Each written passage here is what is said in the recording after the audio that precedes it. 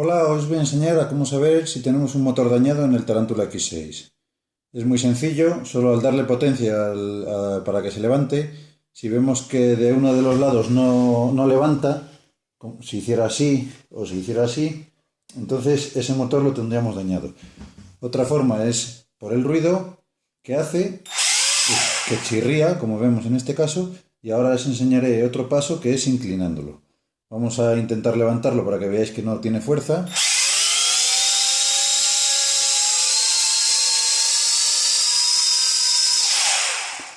Como vemos, uno de los motores falla porque no se termina de levantar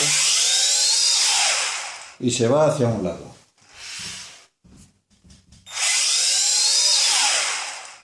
Se va hacia el lado que el motor falla, como vemos. Otra forma es el ruido. Como vemos, chirría, un motor chirría.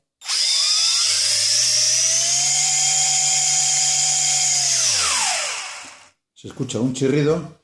Y el otro método es inclinando el dron, poniendo cada motor hacia abajo.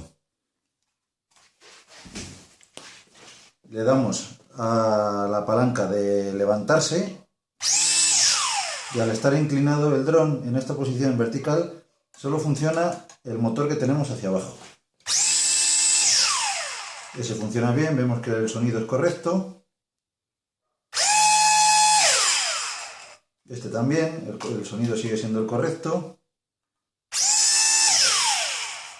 Este ya vemos que empieza como a fallar porque ya empieza a chirriar. Y este que es el que nos falla. Como vemos, el ruido es un chirrido muy alto.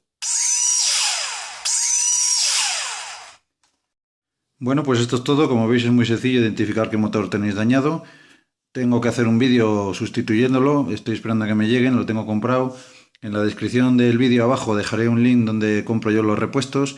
Si tenéis alguna duda, preguntarme. También tengo subido un vídeo de cómo cambiar este eje, el eje de la hélice, que también se dañan los dientes que lleva por dentro. Y nada, esto es todo. Si os ha gustado el vídeo, darle al like y suscribiros.